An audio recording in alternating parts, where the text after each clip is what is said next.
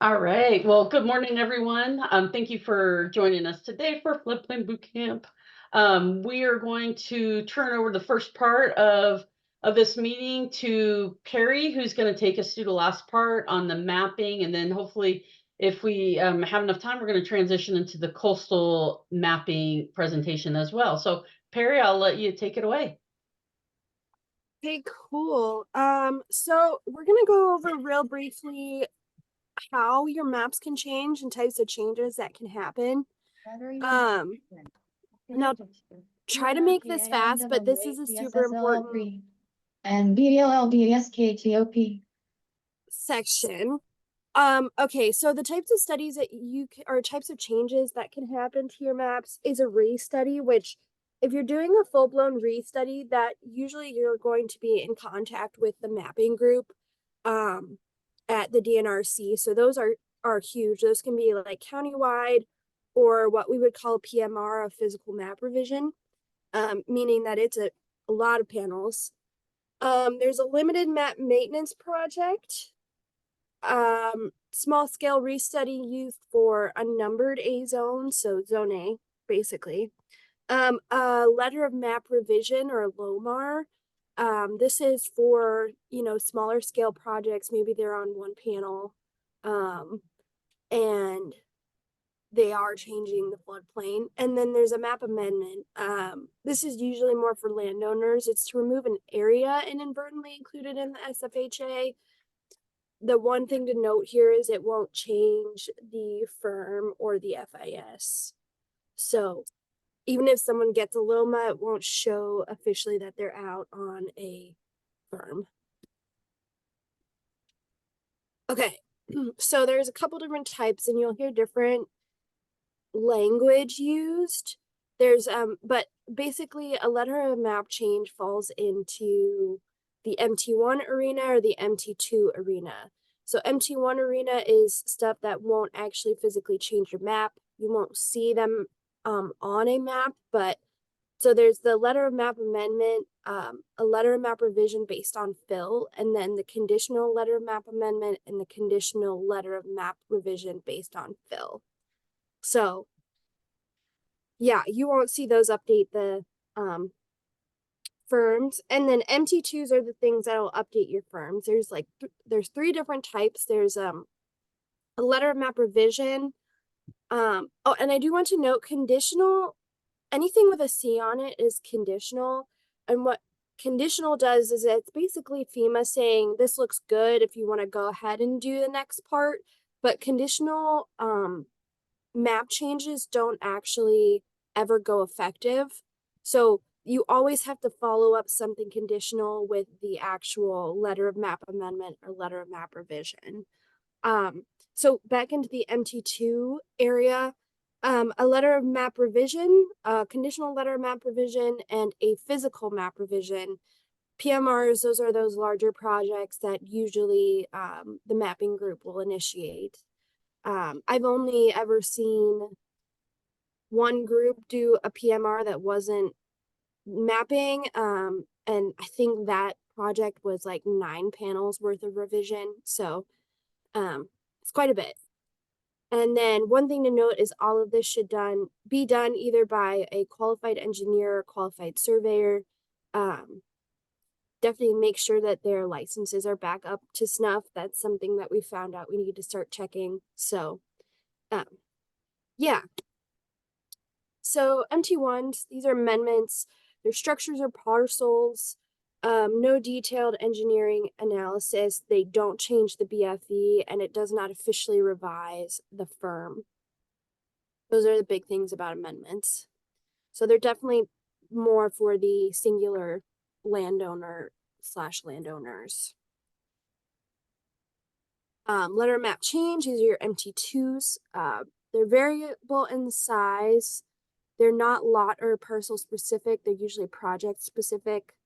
These require full H&H. They do change the BFE and do result in mapping changes usually.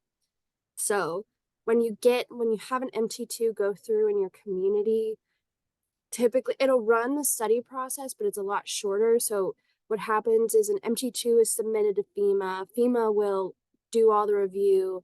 and all of that stuff. And then you get an issuance, due process, and then the MT2 goes effective. And at that time, as a floodplain administrator, you get whatever part of the FIS whatever part of the FIS that changed and firm, you get like a little baby packet that like, it's like, okay, this is the new map. They don't reprint all of your firms, but they'll give you like a little firmat for that project. Hey, Perry, really quick. Cascade was asking, is the MT1A form used?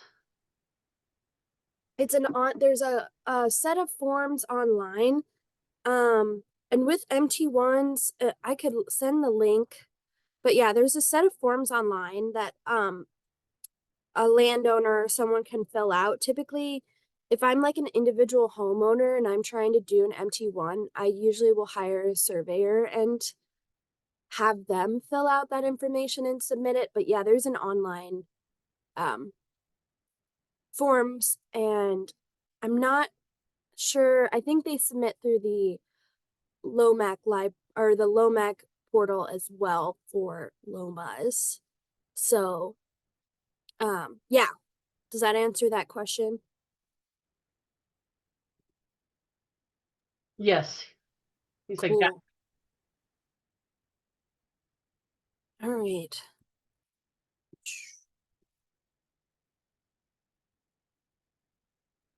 So going off the LOMAR, there are a couple things. But a letter of map revision, this again revises the firm and FIS to show changes in flood hazard data. This can be the actual physical change of the floodplain. I mean, the special flood hazard area, if the floodway changes, if BFEs change. Now, these are different by zone. So, we've got like a little cheat sheet at the DNRC that we can send out, because it's if you're in zone A or zone AE, it's based on that 1 foot surcharge for national standards. In Montana, it's that 1/2 foot. And then the floodway is a 0 rise. When you see the changes in the flood hazard data. So these projects are built on as-built or existing conditions only. So they're not no future projects. Future projects, typically we would ask you to go through a CLOMAR process if they do show that rise. Results in annotated firm and FIS attachments, but does not republish the full maps and or report. Again, you get that little like firmat packet. Can we get an example for both? Yes. Mark, would you be able to pull up from the MSC what a LOMAR versus a LOMA looks like? I think I was wondering if you wanted the actual approved LOMA. I could pull that up from our files. Yeah. But go ahead and continue. It'll take me a few minutes to pull one out. Okay.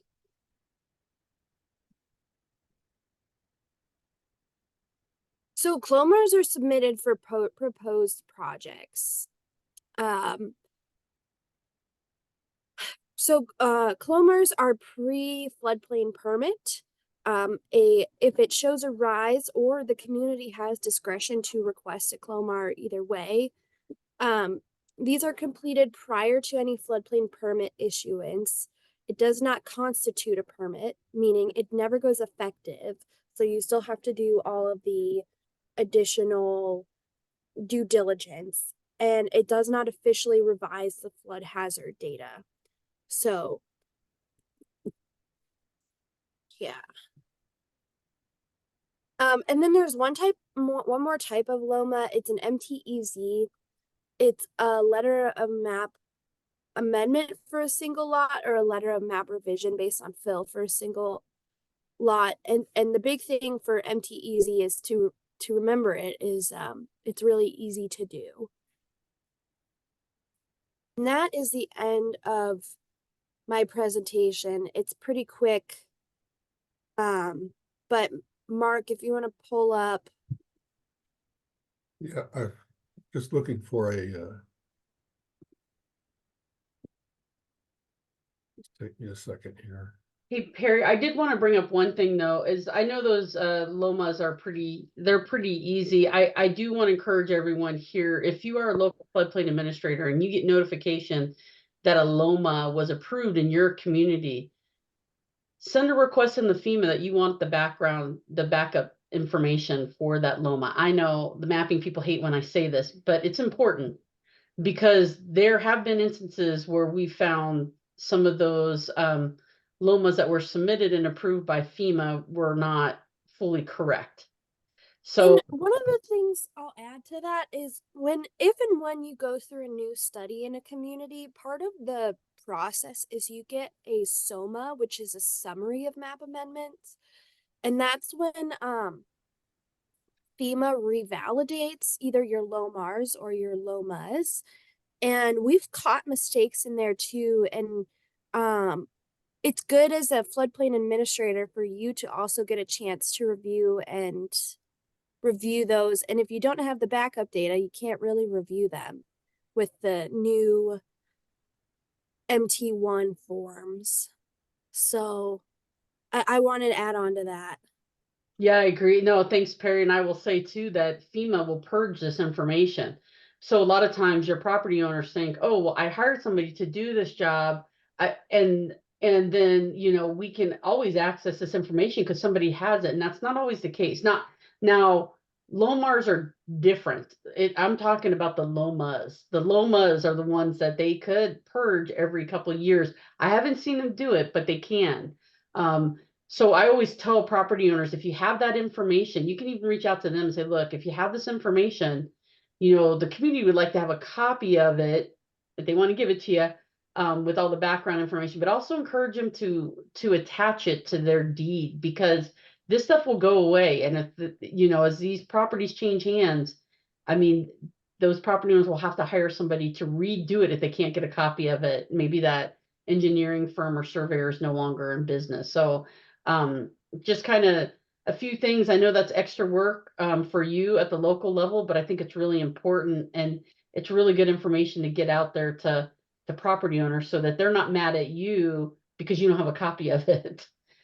But Loma, Hey, I'll also I'm in my 26-year-old lingo, I will retweet that to Lomars. Make sure when you get an effective letter, I highly encourage you to reach out to the FEMA Engineering Library and request a copy of the model and the backup data for you to house, so that if you do need to share it with someone else, you have that sitting on your computer, because it's just useful to have.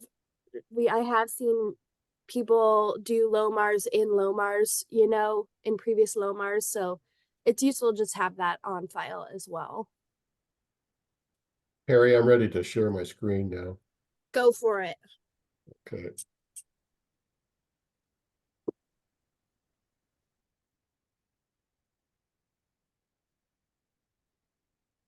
Okay, so what you should be able to see now is a, why did that move?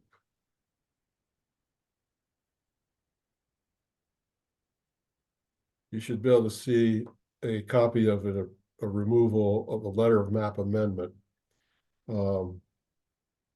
This one is in Monroe County.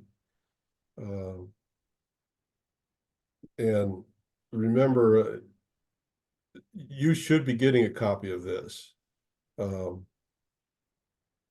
But it specifically says the portion of property more particularly described by the following meets and bounds. They didn't have that in there. They must have included it somewhere else. But this is the outcome. What is removed? A portion of the property. It used to be that they would give you the BFE. But here they don't. And recently, I believe you don't find the BFEs on these. So sometimes you have to request from the, or the owner will have to request that file that shows the BFE. Because remember, when you get a LOMA, it doesn't remove the property from the floodplain, and they're still subject to meeting the requirements of your regulation. If it's in a zone A, they may have got this removing an area for insurance purposes, but it didn't remove it from the map. So you'll need to know what that base flood elevation is if they propose to build something in the mapped floodplain. Here's where they have the description of the meets and bounds. And then a bunch of more information. And here's an important part. Please note this document does not override or supersede any state or local procedural or substantive provision, blah, blah, blah, floodplain management requirements. All it does is actually remove the area from the floodplain for insurance purposes, and it should contain information that would be needed for permitting. Yes. And Mark, that you remember that little caveat it says on there that you as a floodplain administrator have to monitor any development on that property even after they receive this. So that's where it gets like, you have to be careful on these. And I'll guarantee you that your landowner won't agree with you on that. They say, well, I'm out of the floodplain. No, you're not. You're not out of the map floodplain.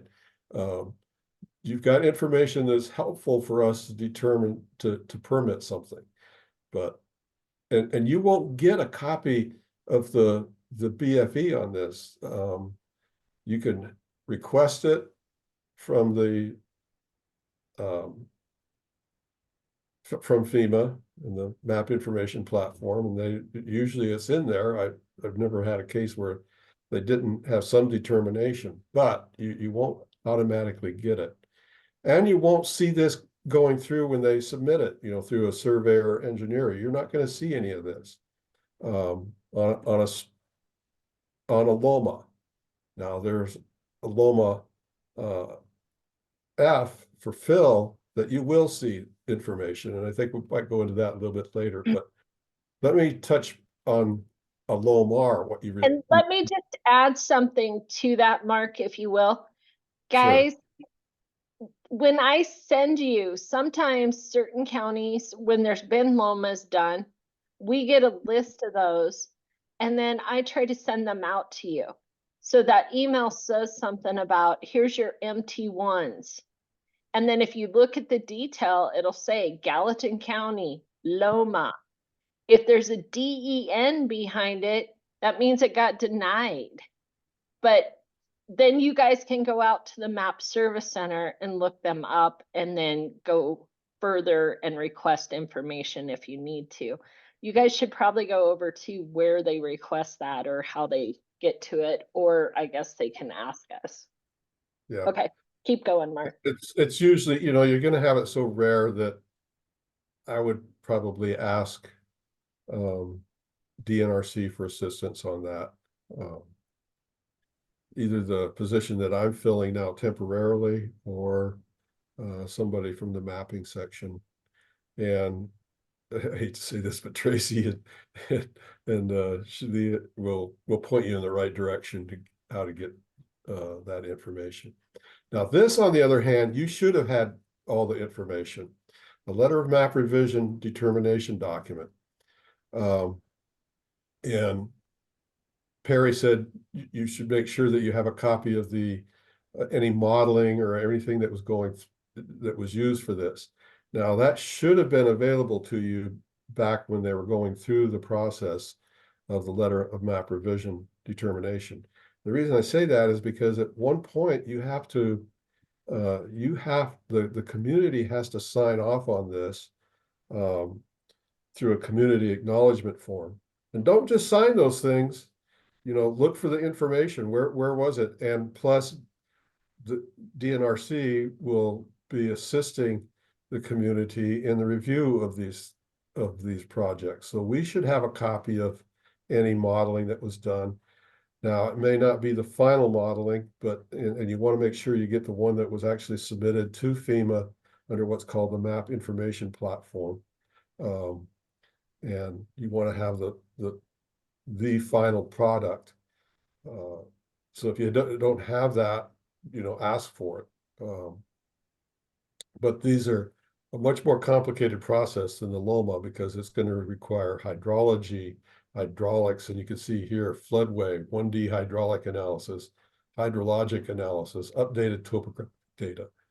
So this is a good example of one that was a very detailed study in Middle Creek or Middle Grant Creek in the Missoula area. And you'll go through here and, this is a summary of the revisions, increase, decrease in BFEs. And then it'll actually contain the information that will eventually be put into a revised FIS. Scroll down through here, grab it, pull it. Here you're seeing the revised data for discharges.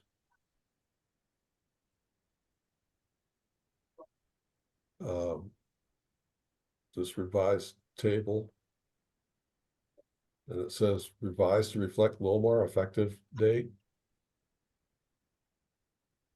And then your profile sheets. And finally, a map. Now on the digital firms that you see online, these things should be updated fairly soon after they're granted. Correct, Peri? Yeah, Peri? they show up pretty fast on the MSC under that, under, I don't know, I think it takes like maybe a month or something for those to show up. Maybe. Yeah, but relatively quickly, because many of these are, people will be wanting to do development in those areas.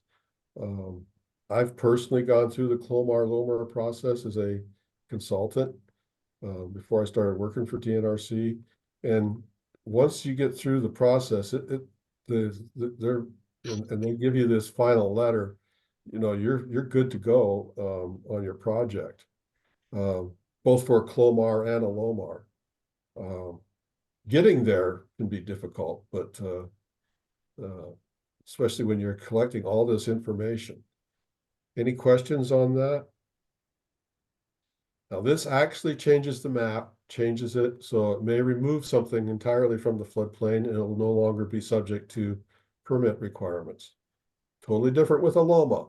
It does not take anything out of the map and they're still required to meet the requirements of your floodplain management regulations. Those are important takeaways.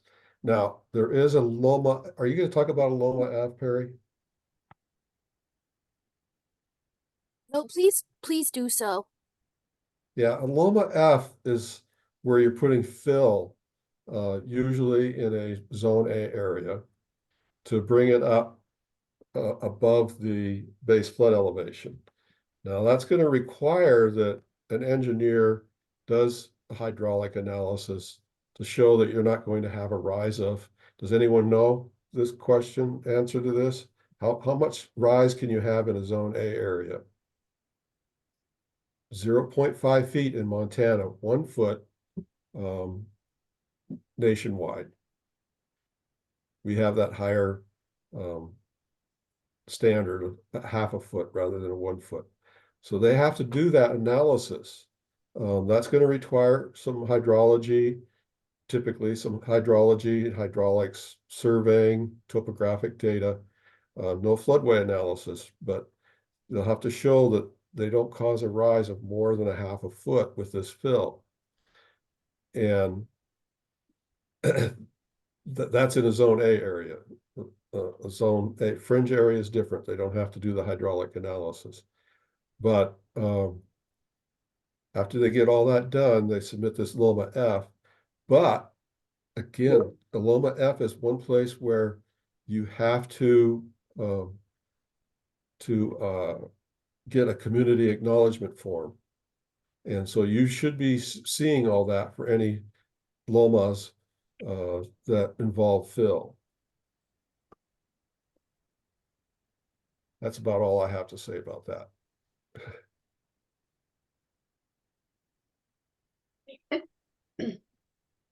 I just want to really quick. There's another part of the question that John with Plains was asking about too.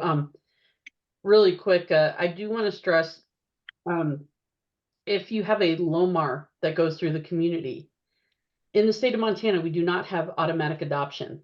Our regulations at the state level are pretty clear. You have to have a notification and a community process by which to, and all these go through notification, but they have to have a community process by which they actually adopt this new information. And so how you do that is similar to with your new maps. You'll have to have that reflected in your regulations.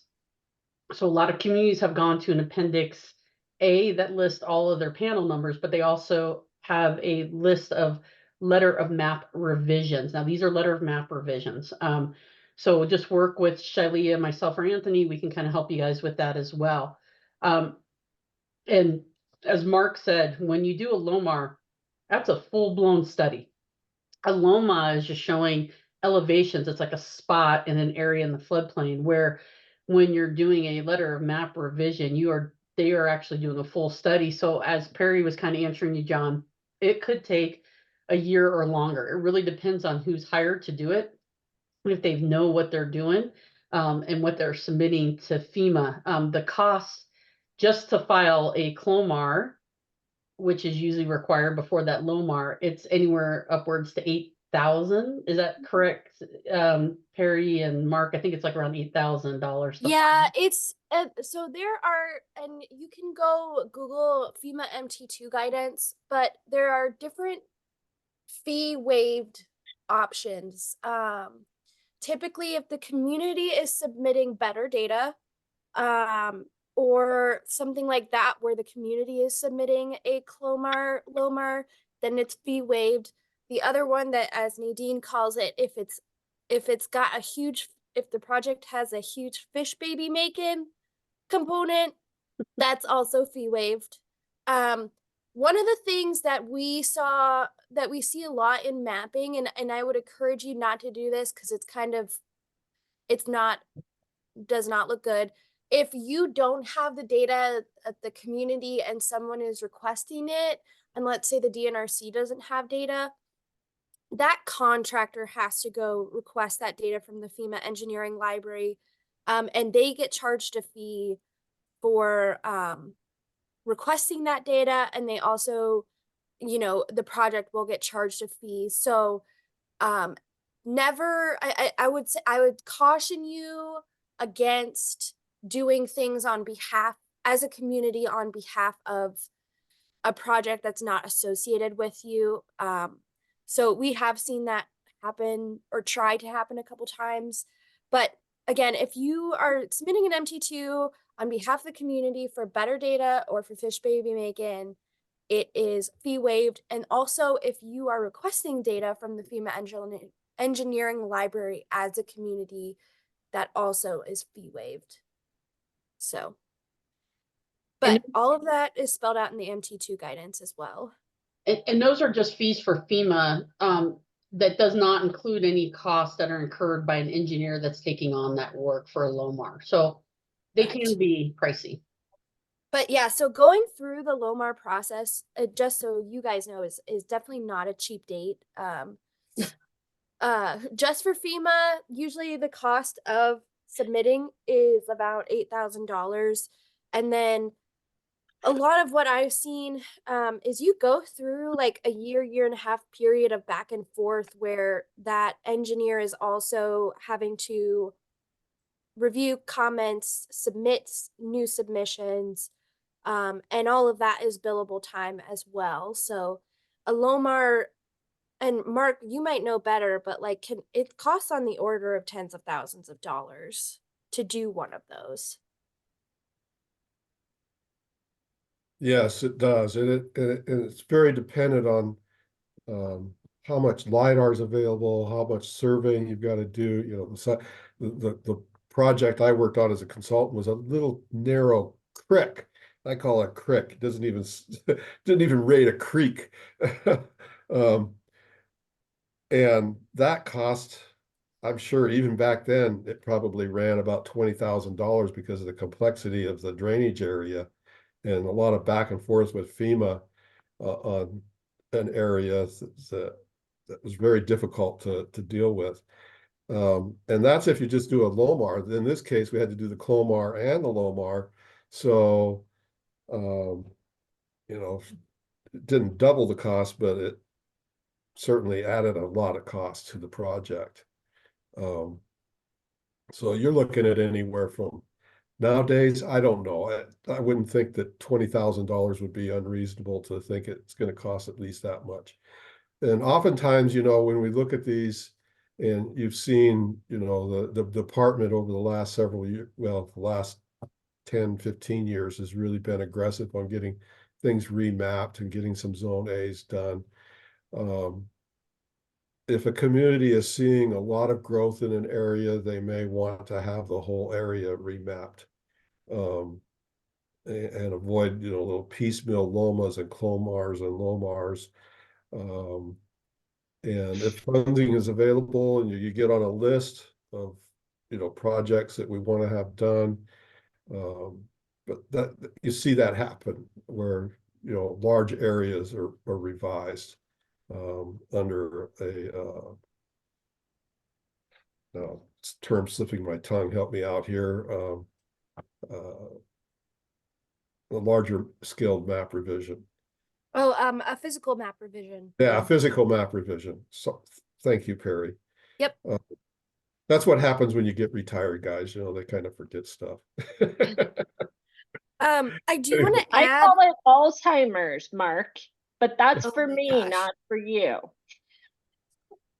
I see a question from John Sheridan. No, a CLOMAR is not for insurance. A CLOMAR and CLOMAs are conditional letter of map revisions, or a CLOMA, conditional letter of map amendment. They don't change anything. They're preliminary type work that you do, and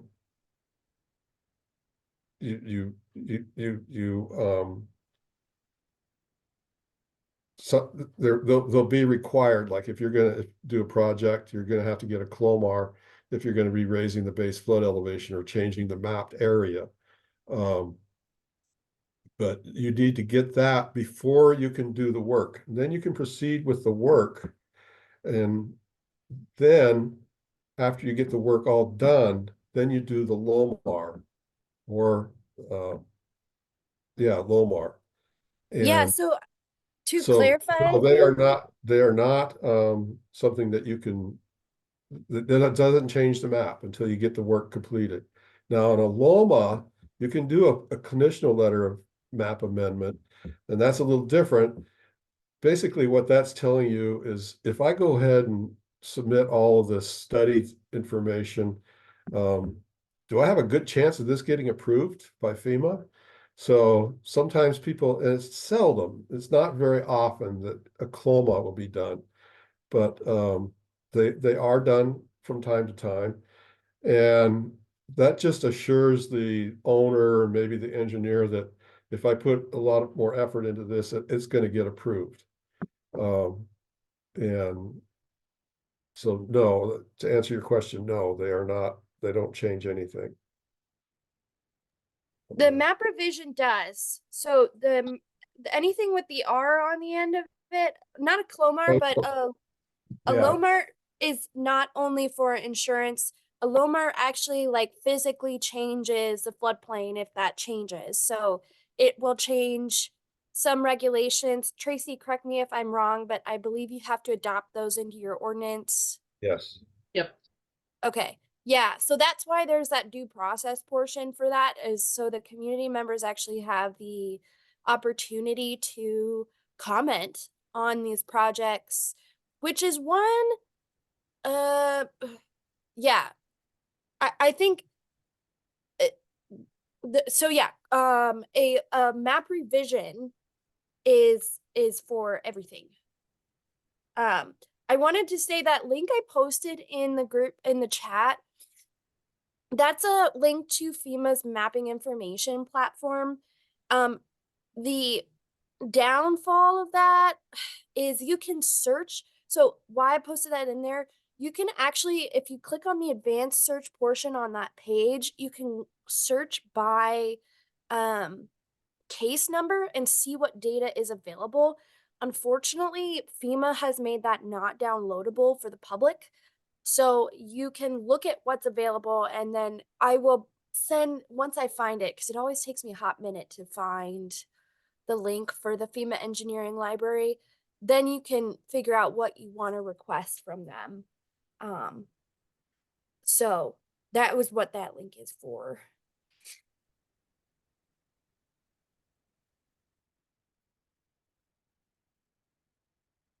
I think that's it, unless there's any other questions.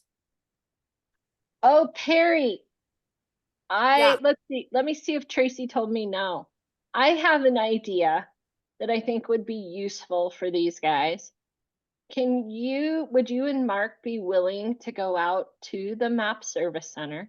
I think we need to get these guys more comfortable in seeing it Okay. and knowing that program and how valuable and useful the information is to them, and show them where they can find like LOMers and LOMAs, and Yep, could, let me do that right now.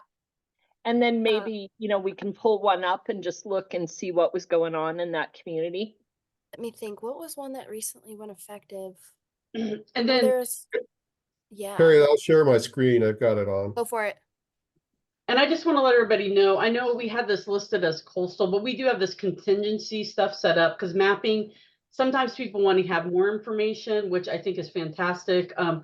So before you guys jump off, I'll let you guys know when we'll address coastal, but it'll probably be in one of the dates that we had it set up as a review. So we try to build in some buffers, especially when we have great discussions going on. So I'm just going to shut up and turn it over to you, Mark. Okay, if you can see my screen, I just did a search for FEMA MSC, Map Service Center. And this is what comes up. Now you can go to search all products, which is what you're going to do, but in case you just click on this, let me show you how you get there. So we've got this. This is the main page of the FEMA Map Service Center. You can look for a map by just typing in an address here. Or if you're doing what we're looking for right now, click search all products. And let's say we're doing, let's go to Teton County and see what we got there. Oops, Montana first.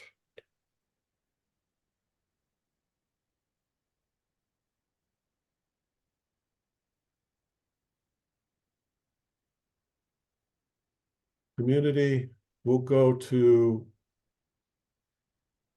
let's go to the actual city.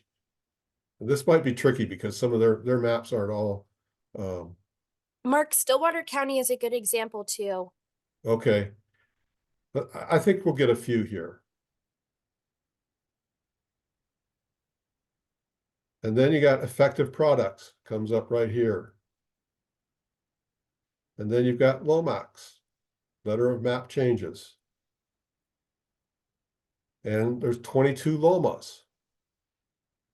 So you get this. Now, the way you can find this is if I'll go, we'll show you how you can find where some of these things are. Let's just do this most recent one in 21. We'll download it. And there it is. A portion of parcel A. And again, you won't be getting all this information necessarily. You should be getting a copy of this. They send it to the community. I don't know if they have the letter. They don't have the letter in here, which says Dear County Commissioner or something like that. Tracy, do you know for sure that they're sending those, or do our floodplain administrators know? Are you guys getting those? So if I remember correctly from working at the old job, okay, you get them. We get them, yeah. But Okay, also, they do. Shiley, are you still sending out that MT1 email? Yeah, that's what I was talking about earlier. I send Okay. it out Okay. monthly. But no offense, what they send you, that 2-pager, it doesn't tell you anything. I mean, you can't say, you Yeah. can't really, it doesn't give you any information about really what was done or the findings. You need that backup information. Oh, shoot, I thought that they had the Clomas and Lomas on this, but they don't. They do. You have to toggle on the legend. If you go into the legend, Mark, Yeah, and right then here. go under NFHL or sorry, the layers one. Yeah, And then go on. here we go. Yeah, there you go. And Cascade This stains is- show up on the fermets too. There we Yes, go. so you can also one note in the MSC is if you are looking at like the firm tab, there's like a column in there that'll tell you also if there's it's a LOMAC on there, so it'll tell you if there's a LOMA or it'll say LOMAC on the column, and then that'll highlight. You won't know whether it's a LOMA or LOMA, but it will highlight if there are some Yeah. on the firm. And this does have, as Perry was saying, you've got LOMARs and LOMAs that you can check. And this is free to everyone. This is the FEMA National Flood Hazard Layer. So Can you, now you have these, you can see where these are located on your flood map. And so I'm going to click on one of them. And it comes up, it says firm panel, download a graphic of the map available, download country GIS data. Well, that's not what I want. I don't want the firm panel. And so you click this arrow. Come on, wake up. Until you get to the LOMA. Better map amendment. That's You get a lot of information here. And you should be able to actually pull up the LOMA from this.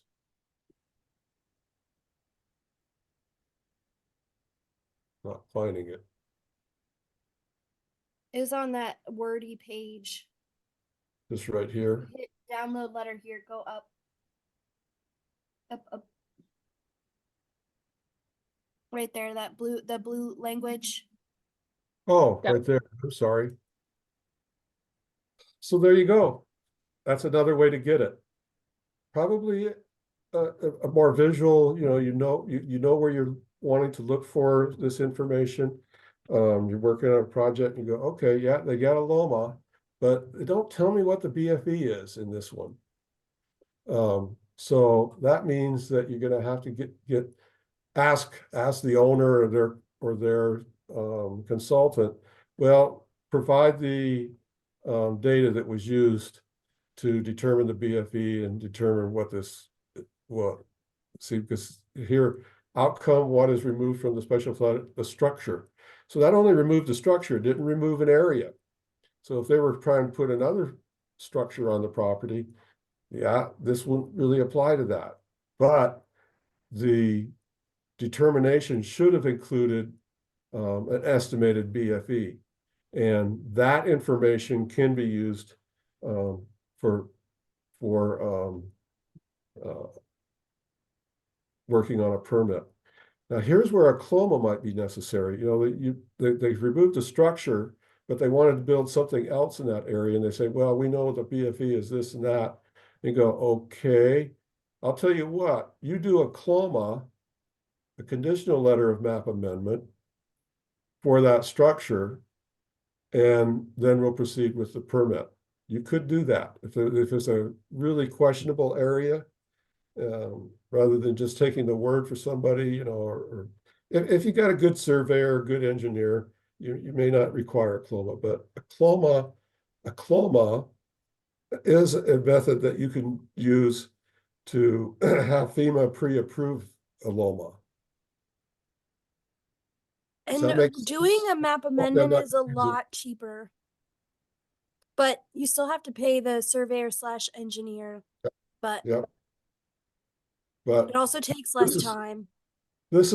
I actually do this in ArcGIS as well with the National Flood Hazard Layer, but you can use this. You don't need a GIS application. You can, search for wherever you want to. Oh, and the other nice thing about this is you can pull this up on your cell phone. And you can walk out here and you go, well, you said that there was something here, but I'm not finding anything, there's no LOMA. What's your LOMA? Or you may walk out here and go, bingo, there's your LOMA for that property. And another structure removed. Mark, there is a Lomar near East Rosebud, if you want to go there. Okay. Um, Oh, what's the town name? if you just scroll out, it's on the Stillwater River. But I think Oh, it's called okay. East Rosebud, right? No, the East No, it's Rosebud is down here. Roscoe's on the East Rosebud, but that wouldn't be on the oh, Stillwater. just scroll down. Let me turn off the LOMAs.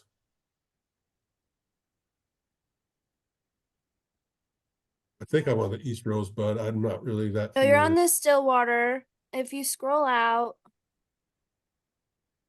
oh, see the only thing. Oh, whoa. Here, let me share my screen real quick. I've got one pulled up. Okay, let me stop my share. Okay. This is Me. this is a very handy tool. You should have this on your Woo! computer That was too much. as a favorite. Okay, so also on the NFHL, you can see LOMARs. Again, so I have it highlighted here in this layers thing. There's a lot of stuff on here that you can look at too. You can find gauges. You can find, yeah, a whole bunch of stuff. Like, I'm gonna turn these off because I don't need them. But what's this one is the other. You can turn on the. It's just another way to try and find things. This is I don't remember what PLSS is, but it's like your township range stuff. But anyways, this is what a LOMAR looks like on the National Flood Hazard layer. I love this because it actually, like, the blue box is the study limits, so it's super useful to know quick and dirty where the heck your study begins and stops for a LOMAR. And then if you zoom in, and the NFHL does sometimes not work and also does take a while, a lot of times. It'll have the case number on here. And you can also click through this and download. Oh, no, you can't. Yeah, go back. Oh, no, this is just downloading the GIS data. But what you can do for a LOMAR is also go search. So remember that you can either find it in the MSC under that LOMAR section. So let's go back to here, and I'm in Lewis and Clark County. Here we go. HIJKL. I'm not in Lake County. I'm in Lewis and Clark County. There we go. Oh, I'm just going to do all jurisdictions because I also, a little hack. I usually, if there's an all jurisdictions option, I just do that because half the time I don't know whether I'm actually in city limits or not. So for this one, we're looking at case number 20080095P. So here's 20080095P, and I can download that and look at what a LOMAR looks like. So what you get is you can find out if there's a CLOMAR when it says follows conditional case number this 1608-1148R. It's a LOMAR application, so there's the R right here. And then so this is your letter that you get that's like, this is effective, you have to regulate to this now. And then at the bottom of the letters, This also outlines where it was posted for the purposes of due process. If someone ever asks you, where was this posted? It also outlines it in this determination document. And so, yeah, this project changed the discharge data, got rid of some cross sections. And then it also changed your flood profile. And got removed some flood profiles. Wow, this one really did it. And then this is your new ferment. So you get this in the mail as well. So yeah, and then if you really, really want to dig and go a little further, you know this case number is 20080095P, and let's say, heck, I want to know. I just got back in. Thank you. I want to know, okay, what additional data can I find from this? Through that link I posted in the chat, you can go here. This is the mapping information platform. I click on advanced search. I know my case number is 20080095P. And I can search it, and you have all of this information. So let's see, what's in the modeling hydraulics? You have a whole HECRAS model. It's not available for download through the public, but you can now you know what you're asking the FEMA engineering library for. This also says headache if they don't actually have data, then maybe you can't request it. Let's see what's in the supporting artifacts. Shape files. So yeah, that's a LOMAR. But yeah, it's outlined by the little blue box on the NFHL.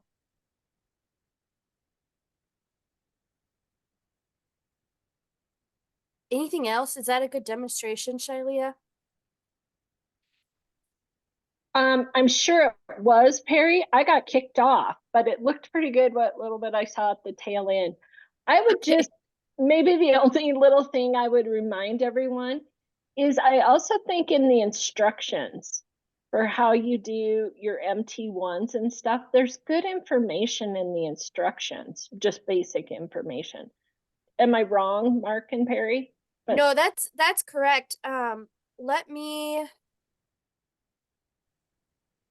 So if you Google FEMA guidance, you can go to and I can send all these links out. I have them all favorited. But let me share this one more time. So guidelines and standards for flood risk analysis and mapping activities. A lot of times, you can find a lot of information here in the guidelines. I encourage you to do it through the FEMA website because guidance gets updated pretty frequently. So it is quite clunky, but if you go through here, you can find the MT2 request guidance, and that gives you information on how to request, and they're long, light reading documents, so great.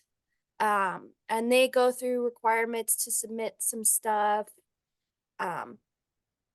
And let's see, let me go back. And there's MT2 guidance in here too that's like how to. What fees are there? What do you have to do to make sure that you have a good MT2 application and all that good jazz? And then there's also templates and other resources. Again, all of this is such light reading that I'm sure you could get it done in a day. But sometimes in here, it's been a while since I've shopped around in here, but sometimes they have the documents to submit, but I won't go through that. One new message. Okay, cool. So yeah, that's a quick brief overview of all the places that you can Google to go find things. I think that was my favorite part. That's my favorite part about Floodplain is it's honestly you're sort of a detective too. Trace or Peri and Mark, for me thought that was excellent demonstrations that you were going through. I would just, once again, if you don't want to go through that light reading that Peri was talking about, just find the LOMA or LOMR, and on the instructions of how you do it, there's a front page that talks about what you're submitting and stuff. And it's like a 1.5 pager. And it's just got some good info that's short and sweet. If you're struggling with, what are all these things? Yep. Mark and Peri, thank you guys so much. I know there's a lot about letter map changes that we didn't kind of touch on, like the community acknowledgement form. There's a lot of stuff that you as a local floodplain administrator have a role, whether it's in the, like LOMAs we talked about, you only get the documentation, but if it's a LOMA being proposed in floodway, then they have to come to you as a local floodplain administrator to actually have that signed off. Be careful. Again, LOMAs are based on natural grade. If somebody's coming in and saying, I want to do fill and then get a letter of map change, that's going to be a LOMAR F. So you have to be careful. If you have any questions, we always say, if you can retain 10% of what you're learning here, you're doing good. Please, reach out to our staff, reach out to your regional engineers. We'll be happy to kind of help you with that. And then, we usually come on about a half hour before these meetings start. So if you have questions, just jump on and ask us some questions. I will say, next week, we do not have a floodplain boot camp. And I know a lot of you guys, we had on the agenda that we were going to do coastal today. But we really wanted to make sure that you guys got through the letter of map change stuff. So Peri and Mark, thank you guys, because a lot of this stuff you guys were just pulling up on the fly, and we appreciate that. Tracy, you mentioned something and I made a mistake. I said a CLOMA F, and it is a CLOMAR F. Let me just explain that, and LOMAR F. Let me just explain that. It says LOMAR, LOMRF, but in fact, it doesn't revise a map. I don't know why FEMA chose to use that acronym, because it makes things very confusing to many of us. It in fact results in a letter that states about the same thing that a LOMA does. It doesn't change the map, but it is called a LOMAR F because you're putting in fill. It isn't remapped. To just so understand that. And the other thing about a LOMAR F, as Tracy just mentioned, you have to the community has to sign off an acknowledgement form.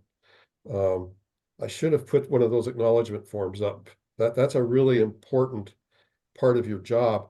And by all means, contact your regional engineer or somebody else in DNRC, because you're stating on that acknowledgement form that basically the property is reasonably safe from flooding. That's a very significant statement. So don't take it lightly, and just don't sign off on it. Make sure that you've got the information, all the study information that is required for one of those, and have DNRC review it if you feel that you can't do it yourself, which I don't think you'd want to do that. And John was asking, like, community is who? That would be either the municipality, the county, or a tribal area. That's what community is. And so if somebody is trying to come in with something that needs to be signed, a community acknowledgement form that needs to be signed by the local community, they will come to you as a floodplain administrator to sign off on that. I will tell you right now, if you've never done these, if you don't know anything about them, do not sign off on anything. Call our office. There's also been a rash of folks that are trying to bypass getting an engineer and surveyor and going straight to the community and saying, you need to sign off on this for me. Again, before you guys sign off on anything, even though you're getting pressured to do it, hold up, call us. If you can't get a hold of us, tell them you're going to have to wait until you can get a hold of DNRC. Because what happens is it puts the onus on you, the community, to be responsible if something's wrong on that. So you don't want to be stuck in that situation, especially if it's these things do get evaluated. We do get compliance stuff that comes out of these. So be careful on these, and we'll be happy to help you. I put in the chat really quick. We're going to move the coastal training. There's not a boot camp next week, but the following week there will be, or the week after on the 9th will be. We're going to move the coastal training to that week, and then we'll do elevation certificates in March. If you have not seen it yet, because Shiley was trying to get the word out, we are doing a very interactive 2 pre-conference workshops for AM/FM. The first one on Tuesday afternoon before the conference starts, we are doing what we call Floodplain 101, but we're actually busting out the maps and having you guys do mapping exercises. And then we're going to do it with the digital information. So I encourage you, if you can go, and it's all free. The Wednesday morning, right before the conference, we're going to do an intermediate permitting. And again, that's going to be interactive, walking through permits. So you'll be working with your table and stuff, and we'll be walking through real scenarios. So if you can go, I encourage you to go. And I know, Mark, you had a couple other things you wanted to say too here. Yeah, I just pulled up a community acknowledgement form. And this is really what I think is very, very important for floodplain managers to realize. In addition, we have determined, when you sign this, in addition, we've determined that the land and any existing or proposed structures to be removed will be reasonably safe from flooding. I mean, when you're signing off on that, that's a very important thing to realize. It. You're saying, yeah, you're safe, reasonably safe. Of course, you could end up having a 500-year flood the next year, but and that anyway, this is the form, and that is required for LOMR-Fs and all LOMRs. And that's a good point, Mark, too, because that's why we say it's very important that if somebody comes to you and says, I need you to sign off on this, you need to know what they're doing. Do you have a permit for it? Did they, this is why fill, it's really important. Somebody shouldn't just come into your office and say, I'm just going to do some fill here. We may want to do a building later on. That fill is supposed to be for specific use. And there's very strict criteria for that. So look at your regulations, look at your definitions about that. There's only 2 times fill appears in your ordinance, really, when it comes to activities. One is for roads and bridges, and it's minimal. And then the other one is for structural. So be very careful on this stuff. Don't let people try to kind of bully you into this situation. And we see that a lot. Make sure you just pause. Their urgency does not make it an urgent situation on, for you. That's, they need to understand these things are going to take a little bit of time, but be careful, because Mark said, once you sign off on that, now you've just thrown a liability on the community. So you need to ask a lot of questions. I'm going to bring in Phil. What kind of Phil? Where's your application? We can't sign off on this until we know what you're doing. Where's your structure? Because a lot of times people will build fill pads, and then you don't know if their structure is going to meet that minimum requirement of 15 feet of fill from the footprint of the building. And if it's compacted, you have no idea if they drop something. So you want to make sure that if they have fill, they have an activity that's associated with it as well. So be careful on that. Those are little things that you just have to be mindful of as you're administering this program. So. Hey, Tracy, quick question. Ronnie was wanting to know if you had start times for your trainings. Yes, on Tuesday, we're looking, Ronnie, at 12:30 to 4:30. And on Wednesday, we're going 8 to noon. And we're going to ask you guys to kind of pre-register too. And we really, if somebody's trying to come into that intermediate permitting, unless you guys, I mean, all of you guys would be fine because you've taken the basic, but the intermediate permitting is going to be so high. It's going to, if somebody's not familiar with the program, they really need to take that. They need to take that class on Tuesday because we're going to be diving into some pretty heavy stuff. So as far as the permitting goes, but again, Mark, Peri, thank you guys so much. Shiley, thank you as always. Really appreciate everybody being able to join us today. And you have next week off, and we look forward to getting together on the 9th. Tracy, I just want to reiterate again, on that same form that is used on the MT2 for a LOMAR F and a CLOMAR F, it has some definitions here where you check. And again, the CLOMAR F, a letter from FEMA stating that the proposed structure elevated fill will be okay. A lot of times you'll run into something where somebody doesn't know what they want to build, but they want to put fill in there so they can build. That's okay. You can put fill in and you can go through that process. But again, this does not revise the map. So if they're going to put a building in there, you want to make darn sure that they understand that if you're going to put a building on that fill, and that's not included in the permit for the fill itself, you're going to have to get another permit for anything that you put on that fill, because it's still in the floodplain, still regulatory. And the reason you do that is because there's several reasons. One, you want to make sure that, you know, they've put in all of their infrastructure according to the requirements, and that the first floor is above, that, you know, they don't stick a crawl space in that's going to be below the BFE, all those types of things. So again, if they didn't include the structure in the CLOMAR F or LOMAR F, then they got to come back. Well, you still, even if they did include the structure in the permit, if they didn't include it in the permit, then they're going to have to come back and get an additional permit. This is something Tracy taught me, like on day one of working as a regional engineer. I would caution doing any type of fill without having the activity. I think it's pretty clear on that, but I agree with Mark. It has, if they're bringing in fill, it should be conditioned that if they didn't want to put the structure down, it should be conditioned that, hey, this is not out of the regulatory requirement or the regulations. You'll have to come back in for another, because we've seen people who've put in those fill pads and then they cut into them. They drop basements, they'll drop structures. They'll do an attached garage and it won't be within that fill pad, and it puts the whole structure into the floodplain. So you got to be careful on that. No, Mark, thank you guys so much. Again, I know we're a little bit over. Have a great Friday.